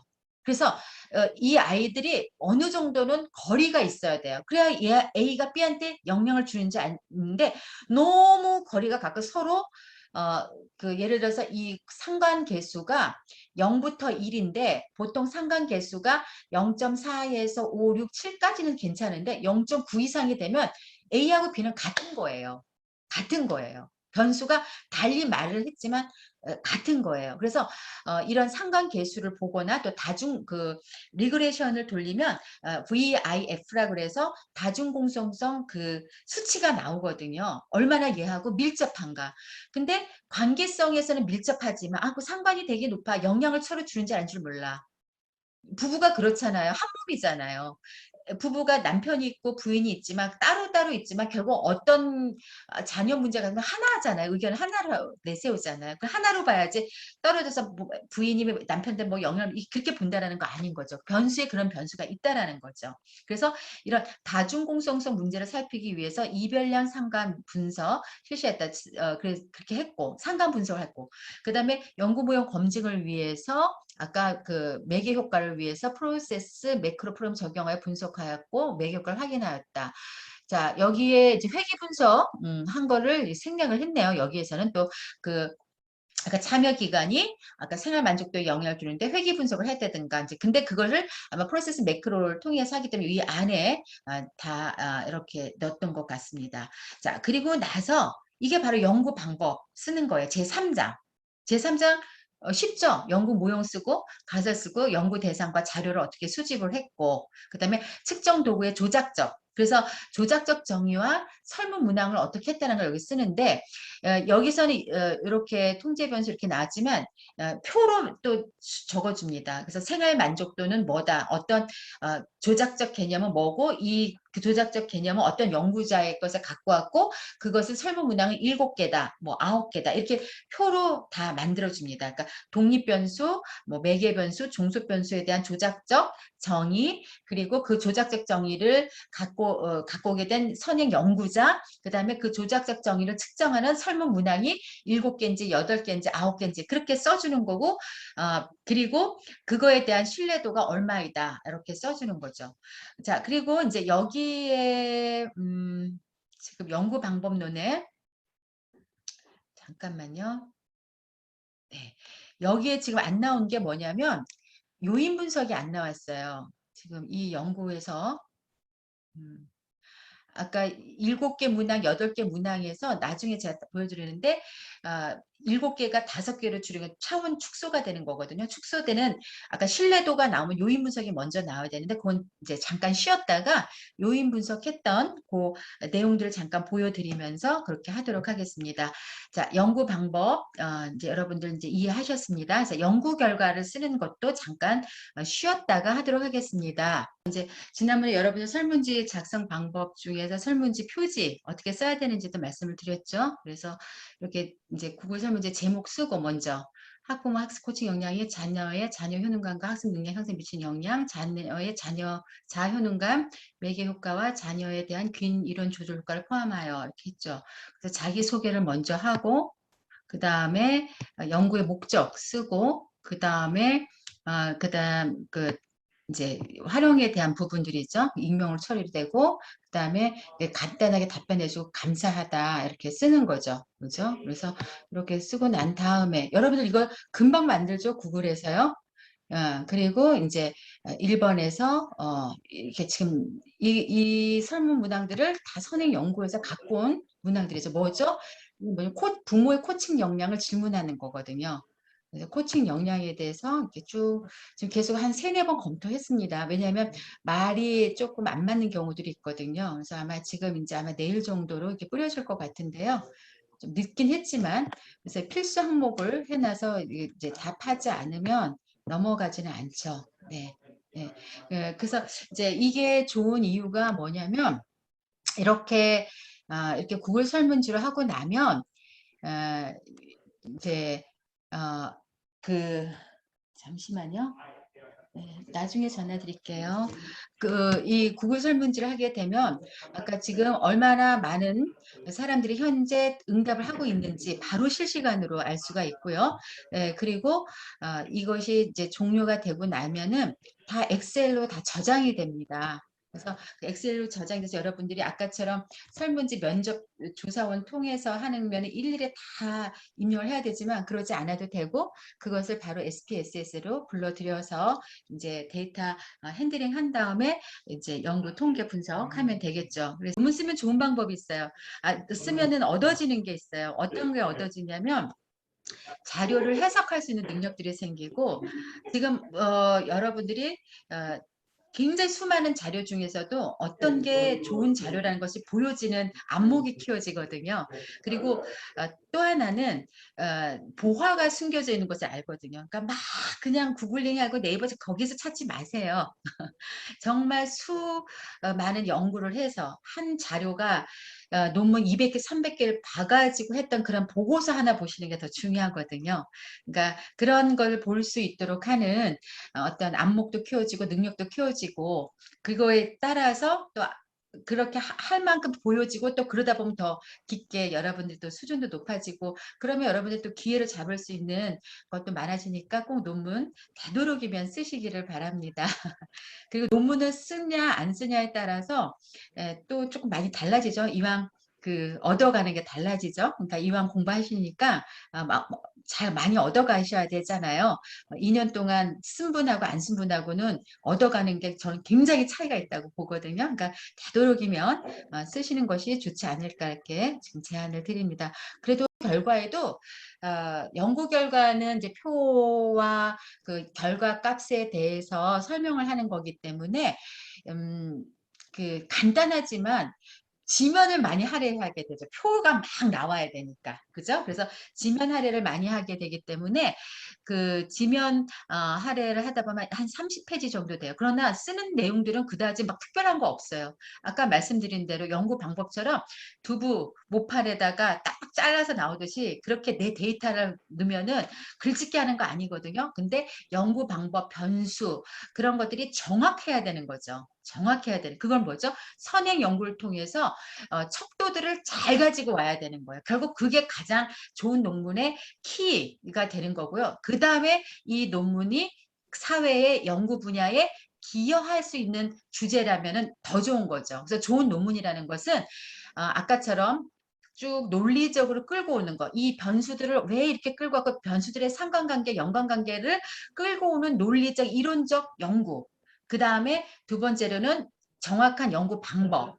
그리고 또 하나는 그 논문이 얼마나 기여를 잘했는가. 그죠? 그러니까 제가 여러분들 말씀드려서 남이 하던 거 해도 되는데 하던 거에다가 아이디어 하나 넣고 트렌드에 대한 거 하나 넣고 그죠? 근데 그것이 진전이 되는 거니까요. 기여하는 거죠. 그렇게 보시면 되겠습니다. 그래서 연구 결과는 아까 말씀드린 대로 연구 대상자 인구 사회적 특성 그리고 그 특성에 대해서 또 하나하나 어떤 이제 값들 알 수 있는 기술 통계 분석, 변수간 상관 분석. 변수간 상관 분석은 연관성이 너무 있어도 안 되고 연관성이 없어도 안 돼. 연관성이 0 나오면은 리그레이션 영역을 분석할 수가 없잖아요. 그죠? 그래서 이 변수간 상관관계가 엄청 많은 걸 우리가 다중, 그죠? 그죠. 겹쳐지는 다중 공성성이 많은 것들은 리그레이션 하면 안 되고 또 너무 떨어져서 정말 적과 적인데 관련성 있는 걸 할 수도 없는 거죠. 그죠? 그렇게 해서 전체 이제 모형 분석하죠. 그래서 얼마나 그 모형에서 독립이 종속한테 어느 정도의 값으로 기여하는지, 그죠? 그 다음에 매개 효과의 값은 어느 정도인지 그런 것들이 이제 연구 결과에 써주고 결론 및 함의 이렇게 적습니다. 자, 여기서 제가 잠깐 또 하나 이게 아니네요. 어, 네, 잠깐 지금 보여드리려고 했는데 잠깐만요. 제가 그 얼마 전에 논문을 이제 결과값을 어, 통계를 냈습니다. 그래서 통계 내서 그 통계 낸 수치의 결과값들을 엑셀로 받은 게 있어요. 근데 여러분들 이걸 먼저 보여드리는 이유가 이 데이터를 저장해서 통계 패키지에 돌리면 이렇게 나오는구나 하고 아실 수가 있을 것 같아서 그거 한번 맛보기로 먼저 보여드리려고 합니다. 제가 잠시만요. 자, 이 공유 중지하고 다른 것을 제가 보여드리도록 하겠습니다. 자, 지금 화면 공유해서 엑셀 자료가 네, 네, 여기 있습니다. 자, 여기 회기 1차거든요. 이제 회기 결과라고 해서 이게 나오는 건데 이제 이런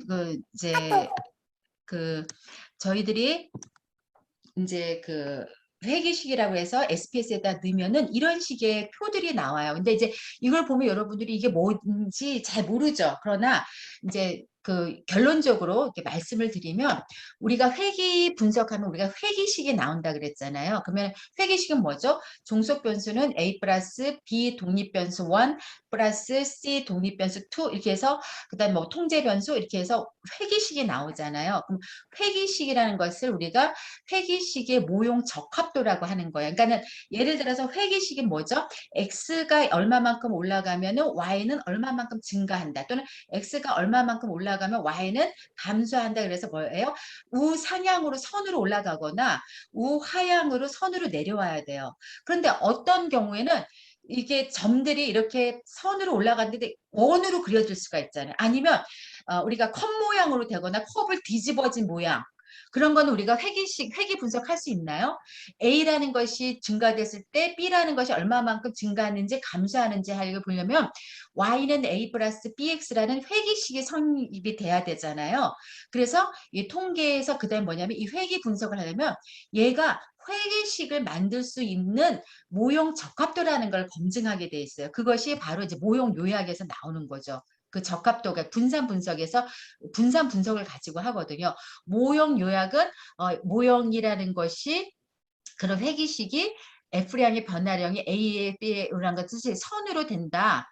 그래서 0.00 나오고 그다음에 그것이 적합하다라는 것도 유의수는 이거 회기 분석할 수 있구나 이렇게 나오는 거예요. 근데 만약에 모형 요약이나 분산 분석에서 유의수준이 0.5보다 크게 되면은 이거는 회기 분석을 할 수가 없는 거죠. 그죠? 근데 대부분 우리가 연속형 범주에서 하기 때문에 그죠? 하기 때문에 이제 대부분 모형 적합도가 이렇게 나옵니다. 자, 그거 가지고 아까 종속 변수는 삶의 질이고 여기에 손유의 특성 프로그램은 이제 독립 변수이죠. 그다음에 여기에 매개 변수를 넣어가지고 모형 1, 2 돌려가지고 이렇게 보는 것들입니다. 아까 VIP가 다중 공정성 문제이고 뭐 이런 것들 말씀드렸는데 여기 유의 수준이 나오죠. 유의 수준이 뭐냐면 손유의 특성이 삶의 질 변화에 영향을 미칠 것이다. 보니까 0.005 6이에요. 그러면 0.05보다 훨씬 작으니까 통계적으로 유효하니까 얘가 영향을 미치는구나. 그 회계값은 베타 표준화계수 0.250이구나. 그렇게 나오는 거죠. 그래서 이 모형에다가 손유의가 0.250이구나 하고 손유의 특성이 삶의 질 비표준 285구나 하고 삶의 질에 이렇게 했는데 0.00 여기 왜 이렇게 빨갛게 되는지 잘 모르겠네. 어쨌든 그래서 이런 식으로 이 표를 가지고 전체를 해석할 수가 있는 겁니다. 그래서 이거 가지고 나서 나중에 이제 이거를 아까 말씀드린 대로 연구 결과에다가 옮겨 적는 거죠. 옮겨 적는 건데 어떤 것은 기각됐고 어떤 것은 받아지고 막 그렇습니다. 예. 근데 요인 분석 결과를 하는 거죠. 이거 뭐냐면 여기에 이렇게 이게 이제 적재 값이라고 해서 이것을 유희에 관련돼서 설명력을 해주는 거예요. 손유희라는 동작의 손유희라는 것에 대해서 우리가 설문 문항을 몇 개를 했는데 그 중에 얘가 손유희 동작을 설명해 줄 수 있는 측정할 수 있는 설문 문항이라고 그 누적답 설명할 수 있는 값이 81.3, 81.2%, 78% 누적 집값이거든요. 그러니까 요거 질문했는데 열 몇 개를 했는데 얘만 되고 나머지는 없어지나 봤더니 나머지는 다른 데로 묶여졌어요. 뭘로 뭐냐면 프로그램 특성으로 묶여진 거예요. 원래는 하나로 했는데 여기 이쪽으로 이렇게 묶여진 거예요. 그래서 독립변수가 하나가 아니라 두 개가 돼서 모형을 변화시켰다는 거 아닙니까? 네. 근데 그거는 사전에는 알고 있었지만 정말 그 통계에서 정확하게 나오더라고요. 그러니까 우리가 어떤 프로그램을 했을 때 내용이 있었고 그 손 동작 자체가 있었고 그 손 동작 가지고 교육하는 프로그램 내용 그러니까 얼마나 시간이 적절했는지 교사가 잘했는지 교육 목표가 잘 됐는지 이런 것들은 다르잖아요. 그러니까 달리 묶였어요. 나뉘어져서 묶인 거죠. 설문 문항이. 이것을 요인 분석이라고 하는 거예요. 이렇게 그러니까 삶의 질을 질문을 했는데 1번부터 17번까지 했는데 많이 떨고 나가고 그래도 여기 묶인 거예요. 그러면 얘 10번, 17, 18, 16, 14, 13, 15, 8, 7, 6 가지고 평균 값으로 또 회귀 분석을 하는 겁니다. 이거 이제 요인 분석을 했어요. 이거 삶의 질을 질문하는 정말 질문지로 마땅해. 그러면 이 질문이 정말 얼마나 요 7개 가지고 신뢰도를 분석을 하는 거죠. 신뢰도가 보통 지금 거의 0.9 이상 나왔습니다. 그래서 이거 가지고 이 평균값을 가지고 이제는 아까 말씀드린 상관 분석, 회귀 분석, 매기 조직 회귀 분석 다 하는 겁니다. 자, 그렇다라는 거 일단 보여만 드렸어요. 근데 나중에 여러분들이 이제 같이 저하고 하면 되는 겁니다. 그래서 이걸 왜 보여드렸냐면 이제 연구 결과에 대해서 자, 연구 결과 이렇게 쓰는 거죠. 그러면은 아까처럼 그런 아까 제가 보여드렸던 표에는 일단 회귀 분석과 요인 분석. 왜 요인 분석이 너무 중요하거든요. 요인 분석에서 요인이 묶여지지 않으면 그 다음에는 설문 다시 돌려야 돼요. 뭐냐면 잘못된 설문을 만들었다기 때문이죠. 그러니까 저도 이렇게 이제 데이터를 통계 돌릴 때 굉장히 가슴 떨릴 때가 이게 요인을 안 묶이면 어떡하지? 요인이 흩어지면 어떡하지? 그러니까 손유의를 물어봐야 되는데 그 손유의란 질문들이 다른 데 가서 다 붙어버리고 손유의에는 질문이 하나도 없어요. 그러면 어떻게 해요? 손유의 데이터가 없는 거죠. 그죠? 그러니까 그게 굉장히 이제 두렵고 그 다음에 두렵다기보다 그것이 이제 막 어떡하지 잘못 나면 어떡하지 그런 걱정을 하는데 그래도 걱정을 안 한 이유가 충분하게 다른 선행 연구자들이 했던 걸 가지고 오는데요. 제가 이 연구에서는 손유의 프로그램의 특성 이런 것은 다른 연구자들이 하지 않았잖아요. 굉장히 특이한 독립변수잖아요. 그러면 이 설문 문항을 같이 연구자하고 어떻게 만들었냐면은 손놀이라는 그런 프로그램이 가져가야 될 요소들을 연구자들이 유형에 대한 이런 프로그램들은 어떤 기능이 있어야 된다. 어떤 내용이 포함되어야 된다. 이런 것들을 다 정의를 해놨어요. 그래서 그 정의를 가지고 설문 문항을 만들었어요. 그러면 그 다음에 원래 뭐 어떻게 해야 되냐면 그 정의를 가지고 설문 문항을 만들었으면 이것을 프리테스트로 한번 돌려보는 거예요. 17개든 20개 만들면 그 프리테스트에서 한 돌려보고 한 뭐 30명, 50명 정도 돌려보고 거기에서 빠져지는 것은 빼버리고 또 전문가들하고 한 번 더 델파이라고 해서 또 한 번 하는 게 필요한 거죠. 사실은 그렇게 해야 되는데 이제 제가 전문가라고 생각해서 그냥 이렇게 했지만 어쨌든 묶여졌다라는 거죠.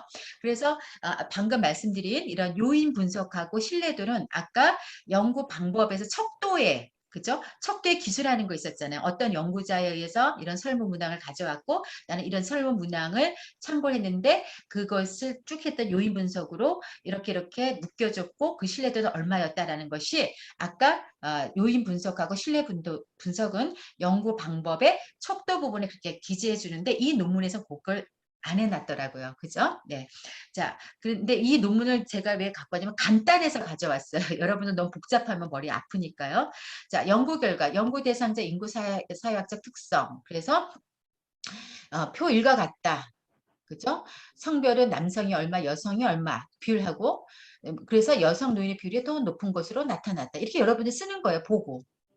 여러분들은 남성이 더 나을 수 있고 또 연령별로 뭐 30대가 몇 명, 40대가 몇 명 퍼센트 해주고 가장 많이 나타난 것은 40대, 뭐 30대 순으로 나타났다. 뭐 이렇게 쓰는 거죠. 교육 수준은 여기서부터 여기까지인데 어떻게 대부분 어디서 차지했다. 이런 정도로 쓰는 거예요. 이런 거 여러분들 쓰실 수 있잖아요. 그죠? 그다음에 주요 변수의 기술 통계 분석이죠. 주요 변수가 뭐였죠? 아까 노이제 참여 기간은 얼마였고, 그다음에 생활 만족도는 평균이 얼마가 나왔고, 사회관계 아까 비율 척도를 한다고 그랬잖아요. 그런 것들 이렇게 평균 보니까 생활 만족도는 5점 만점에 평균 3.07점으로 그죠? 표준 편차가 0.51이네요. 분석되었다. 이거 뭐죠? 다 나오죠. 기술 통계 엑셀로도 나오잖아요. 그죠? 중앙값도 나오고 평균도 나오고 표준 편차 다 나오고 그걸 이대로 써주는 거예요. 그리고 사회관계도 아까 비율 분석을 했는데 만나거나 연락 취하는 친인척 인구 수는 조금 써주는 거죠. 설명해 준 거죠. 최소 1명에서 최소 50명까지가 나왔나 봐요. 그래서 평균 8, 근데 이거는 굉장히 표준 편차가 심하겠네요. 1명부터 50명까지니까 평균 8.03인데 자, 스탠다드 데비에이션이 6.5. 그러니까 6명에서 7명 사이네요. 차이가 그죠? 평균에서 벌어진 정도가 그렇게 보여서 알 수 있는 거죠. 이런 것도 써주는 거 엑셀에서 한 거 똑같아요. 그래서 이렇게 이 표를 여기다 옮겨주는 거죠. 네, 이대로 써주는 거죠. 그래서 연령이 얼마고 어디가 맞네 비율이 뭐 교육순위 이렇게 보여지는 거죠. 그 다음에 주요 변수의 기술 통계 이렇게 써주는 거죠. 자, 변수 간 상관 분석. 아까 이걸 왜 한다 그랬죠? 다중공정성 문제라고 그랬잖아요. 그래서 생활 만족도와 참여 기간, 뭐 생활 관계 이런 식으로 그 통제 변수랑 합쳐서 그래서 1번은 성별, 2번은 연령, 3번 교육 수준, 4번 가국 소득 이렇게 해서 이거 아까 이 변수들을 SPS에서 넣으면 딱 이 표가 나와요. 그럼 이 표를 여기다 옮겨다 놓고 쓰는 거죠. 어떻게 회귀 분석을 실시하기 전에 본 연구에서 사용된 각 변수 간의 공선성, 선자가 오잖아요. 공선성 문제를 살펴보고자 표 상과 같이 상관관계를 알아보았다. 분석 결과 통계적 유한 상관계수는 마이너스 2.14에서 3.68. 그러니까 이렇게 상관계수를 보니까 아까 말했죠. 제가 요 정도면은 서로 약간 떨어져 있고 영향력 중인데 만약에 뭐 7, 8, 9 오면은 이건 다중공소성 문제로 그 변수는 회귀 분석을 하기가 어렵다고 말씀드렸잖아요. 그래서 다중공소 의심이 된 변수는 없는 것으로 나타났다. 여기서 1차로 분석하는 거죠. 그죠? 그리고 연구 모형 분석한다 그랬죠. 연구 모형 분석은 회귀 분석하면 아까 모형 적합도라고 나왔잖아요. 그러니까 X가 한 만큼 Y는 어떻게 선으로 움직여야 되는데 우상향이든 우하향이든 선으로 움직여야 되는데 그것이 아니라 막 원이 되거나 뭐 이렇게 컵 모양으로 이렇게 아래가 볼록하거나 위가 볼록하거나 그거는 2차 방정식이지 1차 방정식이 아니잖아요. 회귀 분석은 1차 방정식이거든요. 그것이 이제 모형 적합도 다 나오는 거죠. 그래서 모형 분석 아까 연구 모형 나왔잖아요. 그 참여 기간이 생활 만족도에 미치는 영향, 그죠? 그래서 이거 모델 1으로 했고, 그 다음에 사회관계, 사회활동, 매개 변수하는 것은 모델 2, 그러니까 두 개죠. 그러니까 이건 뭐냐, 모델 2, 모델 3는 뭐냐면 독립 변수만 넣고 회귀 분석하는 거, 그 다음에 모델 2는 독립 변수와 사회관계라는 매개 변수를 넣고 회귀 분석한 거, 또 하나는 독립 변수와 사회활동이라는 매개 변수를 놓고 회귀 분석해서 이 매개 변수를 넣을 때와 안 넣을 때 상수를 검토하는 거죠. 그죠? 그래서 얘가 상수가 들어가서 그 영향력이 높아지면 매개 효과가 있는 거죠. 네, 이거 갑자기 이렇게 앉아졌네요. 죄송합니다. 네, 요거죠. 그래서 지금 말씀드렸죠. 처음에 보면은 독립 변수가 참여 기간인데 통제 변수 먼저 넣어서 알아보는데 보통 여기에서는 원래 모델 1은 통제 변수만 넣고 그다음에 통제 변수, 독립 변수 넣고 합니다. 근데 이제 이 연구자는 그냥 통제 변수와 독립 변수 한꺼번에 넣네요, 여기에. 그랬더니 통제 변수에서 그러니까 연령이 많을수록 생활 만족도가 떨어진 거네요. 음순위가. 근데 이게 0.05보다 작기 때문에 통계적으로 유의미해요. 그죠? 그 다음에 여기는 교육 수준이 올라갈수록 생활 만족도가 있는데 이렇게 0.124 그 개수고요. 자, 이렇게 지금 건강 상태까지가 통제 변수. 그다음 참여 기간 독립 변수 넣어서 이 전체의 R스퀘어라는 것은 설명력이에요. 이 회기식이 설명력은 20% 정도. 그래도 괜찮아요. 이거 17.9%, 19.4% 이렇게 되는데 그래도 괜찮습니다. 그리고 이제 모델 2는 뭐냐면 아까처럼 참여 기간이 사회관계. 아까 제가 그랬잖아요. 이것 가설에는 넣지 않았지만 이것도 가설이 된다고요. 참여기관 사회기관에 어떤 영향을 미치느냐 그걸 보는 거죠. 그죠? 그렇게 해서 했고요. 그 다음에 여기는 참여기관이 사회활동 그죠? 그리고 그 이걸 다 이 변수를 넣어가지고 그죠? 넣어가지고 보면 근데 이게 다 통계적으로 유의미하게 매개 효과가 있는 것으로 다 이렇게 나왔습니다. 이게 결론에서 이제 결과값에 대한 요약을 하면서 자신이 이 값을 가지고 어떤 시사점을 적는 것이 이제 결론이 됩니다. 결과값을 가지고 자기가 여기서 결론까지 쓰는 거죠. 결론은 한 4페이지 정도 이렇게 씁니다. 이분도 한 4, 5페이지 쓴 것 같아요. 그러면 이제 논문 다 쓰기가 이제 끝난 겁니다.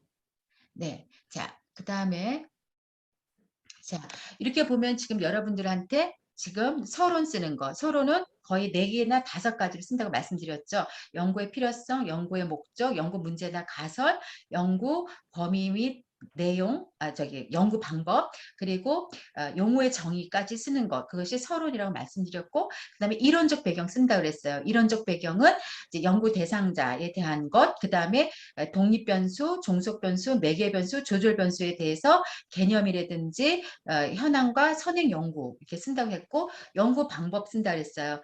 연구 방법은 연구 모형과 가설과 연구 자료, 그죠? 우리가 데이터, 연구 대상자, 그다음에 우리가 설문 문항을 왜 어떤 걸 썼는지, 그리고 설문 문항이 얼마나 타당성이 있고 신뢰성 있는 건지, 그래서 연구 방법에 같이 쓴다고 말씀을 드렸고, 그다음에 연구 결과값은 연구 대상자의 인구 사회적 특성과 그다음에 각 변수의 특성들이 있었잖아요. 독립 변수나 종속 변수나 기술 통계, 그죠? 값들을 알아내는 거. 그다음에 우리가 회귀 분석을 하기 위해서 상관관계 분석을 하고 회귀 분석하고 그다음에 매개 효과, 조절 효과 이런 것들을 파악하는 거. 그게 연구 결과에 들어가고 이제 5번째가 이 결과값을 가지고 자기가 해석하는 거예요. 근데 해석도 그냥 내가 막 쓰는 것이 아니라 결과값을 가져오는데 결과값을 가지고 오는데 내 결과값이 이렇게 나는데 어떤 연구자는 이와 유사한 결과값이 이랬다. B라는 연구자는 이랬다. 내 연구도 A, B와 같이 나왔다라든가 내 연구는 A, B하고 달리 나왔다든가 또 A라는 연구에서는 기각이 됐는데 나는 채택이 됐다라든가 이런 식으로 서로 비교하면서 이러한 결론을 써나가면 굉장히 좋죠. 그래서 그렇게 이제 아까처럼 결과값에 대한 요약이라고 했는데 요약을 앞에랑 똑같이 뭐 기각됐다, 채택됐다 이렇게 쓰는 것이 아니라 기각이 됐는데 어떤 연구자는 채택했고 나는 기각됐고 또 어떤 연구자도 기각됐는데 내 연구에서도 기각됐다라든가 그래서 남의 연구하고 끌어가면서 이렇게 적어주면 굉장히 좋죠. 그리고 나서 이 연구의 기여도를 써주는 거죠. 시사점. 그래서 학문적 시사점이라든지 그 분야에서 시사점, 뭐 정책적 시사점, 뭐 사회적 시사점 이런 것들을 써주고 연구의 한계점까지 써주면 좋은 결론 및 재현이 되죠. 5장이 되는 거죠. 그래서 지금까지 쫙 5장에 여러분들 전체 흐름에 대해서 알게 됐고 그중에서 가장 중요한 것이 척도다. 설문지다. 그러니까 설문지 만들면 연구의 70%가 끝난 거예요, 사실은. 그러니까 설문지가 나오면 연구 방법도 정해져 있는 거고요. 설문지가 나오면 이론적 배경의 목차도 정해져 있는 거고, 설문지가 나오면, 그러니까 연구 방법, 이론적 배경 정해져 진 거잖아요. 가설 다 나온 거잖아요. 그러니까 설문지가 연구에서는 가장 꽃이다. 그리고 설문지가 사실은 굉장히 중요하다. 이렇게 말씀드릴 수 있겠습니다. 자, 제가 말씀드리고자 하는 거는 데이터가 중요한 게 아니라 어떤 경우에 데이터가 있어서 그걸 보고 데이터 마이닝해서 분석하는 결과도 있지만 되도록이면은 연구 문제를 생각하고 그 문제에 맞춰서 가설 나오면 그 연구 모형이 나온 거죠. 그 연구 방법론, 그죠? 방법론이 나와서 그 방법론에 따라서 설문 문항을 만드는 게 좋겠죠. 근데 아까 같은 경우도 데이터가 있었지만 그 좋은 데이터가 있었지만 다 범주용으로 물어보니까 말씀드렸잖아요. 연구 모형을 만들기가 어려웠다고 말씀드렸죠. 그러니까 데이터가 중요한 것이라기보다는 일단 연구 방법론, 그죠? 제가 말씀드린 연구 방법론이 나왔다라는 것은 설문지가 나왔다라는 거죠. 그래서 되도록이면 연속형, 그죠?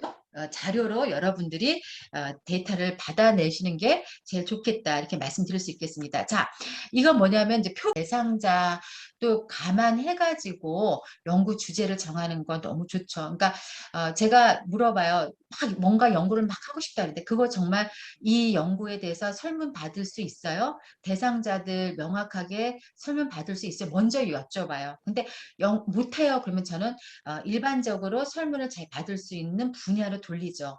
왜냐면 설문지도 못 봤는데 그 연구할 수가 없잖아요. 그죠? 그래서 그때 욕심을 비우시라고 말씀을 드리기도 합니다. 그래서 그게 굉장히 중요하고요. 그 다음에 여기에서 이제 표본 추출하는 방법들인데 여기에 조금 그냥 상식적으로만 알아주세요. 단순 무작위 표본 추출, 체계적 표본 추출, 비례층화 표본 추출 말은 조금 어려운데요.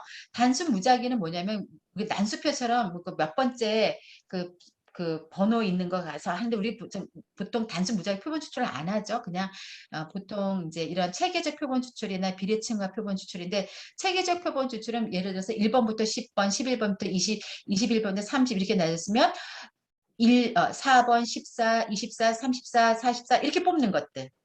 또 여기서도 선거일에서 10번째 나온 사람, 20번째 나온 사람, 30번째 나온 사람 이런 것들을 우리가 체계적 표본 추출법이라고 하는 거죠. 비례층화는 비례죠. 그 집단의 비율대로 사람들 뽑아내는 거죠. 만약에 대학 1, 2, 3, 4의 학생 비율들이 뭐 400명, 300명, 200명, 100명. 그러니까 비율이 4대 3대 2대 1이라면 10,000명을 뽑는다. 그러면 1,000명을 추출할 때 400명, 300명, 200명, 100, 100명 이렇게 비례로 그 구성 비례로 뽑는 거죠. 많은 숫자에 있는 데선 더 많이 추출을 해야 되겠죠. 자, 다단계는 비례 표본 추출인데요. 그냥 전체 대학이 아니라 예를 들어서 뭐 그 서울권역, 뭐 호남권역 거기에서 대학 몇 개, 그 대학에서 무슨 과 이렇게 들어온 다음에 그 안에서 이제 인구수 대열비로 이렇게 뽑는 거다니까요. 한 번 더 단계를 조금 더 아래로 내려와서 하는 것들. 자, 군집 표본 추출이라는 것은요. 군집하면은 모여 있는 거잖아요. 근데 모여 있는데 군집이 A 군집, B 군집은 다르지만 그 안에 구성 요소는 똑같아요. 그러니까 예를 들어서 성남시의 경찰 떤 지구대하고 그다음에 뭐 서울 강남 서초구의 경찰 지구대하고 그 사람만 다르지 그 안에 뭐 서장 있고 뭐 또 그 밑에 직급 있고 다 똑같잖아요. 그 지역만 다르잖아요. 그러면 어떤 경찰 업무에 대해서 뭐 효율적인 뭐 업무 뭐 그런 걸 한다 그러면 그 많은 사람들이 직군별로 어떻게 여기냐 안다면 다 할 필요가 없이 한 지구의 물론 지역 특성상은 있겠지만 그 지역 특성상이 아니라 직급별에 따라서 어떻게 느끼냐 하면은 꼭 그 지역 특성은 아닐 수 있잖아요. 그러면 서초구에 하나 지구단에 그 경찰서만 가지고 올 수 있는 거죠. 그죠? 그 지역 차이가 아니라 직급의 차이라든가 이렇게 한다면은 군지 표본 추출을 할 수가 있는 거죠. 군지 표본 추출도 많이 하고 비례칭화 표본 추출을 많이 합니다. 근데 이것보다 더 많이 하는 거는 뭐냐면 판단 표본 추출, 편의 표본 추출. 이건 뭐냐면 조사자 편의에 따라서 하는 거예요. 그냥 우리 예를 들어서 여러분들 길거리에 있으면 사람들이 뭐 붙잡아 놓고 막 설문조사하고 하잖아요. 그런 것들. 판단 표본 추출은 예를 들어서 그런 것들이죠. 전문가 의견에 따라서 어 예를 들어 해외여행 그렇죠. 특히 뭐 유럽권에 여행 갔을 때 거기에서 물어본다 그러면은 해외여행 안 간 사람한테 물어보면 안 되잖아요. 그죠? 그러면 해외여행 간 사람은 군이 어디 있으니까 그렇게 자기가 거기에서 샘플링해서 찾아내는 거죠. 그러나 거기에는 정당한 이유들이 있겠죠. 그것은 이제 조사자 또는 연구자가 임의로 판단을 하는 거죠. 그죠? 이거는 편의는 편리성이고 판단은 예를 들어서 여러분들이 테슬라 자동차에 대한 만족도를 조사를 하려고 그래요. 아무한테나 물어볼 수 없잖아요. 누구죠? 테슬라를 산 사람한테 물어봐야 되잖아요. 산 사람들인데 언제 산 사람 이렇게 하듯이 그런 것을 이제 판단 표본 추출이다. 할당 표본 추출도 군집 아까 표본 추출하고 비슷한데 차이는 비확률적 표본 추출이고 아까 군집은 확률이 있다라는 거예요. 그러니까 그 군집이 예를 들어서 전국에 경찰 지구대가 몇 개가 있는데 그중에 두세 개 하면은 전체 중에서 몇 퍼센트 뭐 120개 중에서 4개라면 4개가 추출되면 4개의 어떤 그 확률을 알 수가 있잖아요. 근데 이거는 전체가 몇 개인지 모를 경우 그런 것을 할당 표본 추출이라고 하고 비확률적 표본 추출이라고 합니다. 자발적 표본 추출인 것은 그냥 내가 할게. 우리가 주로 하는 거죠. 우리가 지금 십시일반 나누고 있잖아요. 그러니까 우리가 서로 해주는 거. 그런 것들 자발적 표본 추출인데 보통 저희들이 많이 하는 것은 이제 실질적으로는 자발적 표본 추출, 편의 표본 추출은 이제 좀 광범위한 내용들에서 하기는 하죠. 근데 이제 우리 편의적으로 하죠. 우리가 지금 석사 논문들을. 네. 이제 그렇게 이런 것들이 있다 정도만 알고 계시면 되겠습니다. 그 외에는 제가 다 중요하게 말씀드렸으므로 넘어가고요. 그 뒤에 뭐 데이터 클리닝 이런 것은 제가 여러분들하고 이제 SPSS 다루면서 그렇게 더 설명드리도록 하겠습니다. 자, 오늘 수업 여기까지 마무리하도록 하겠습니다.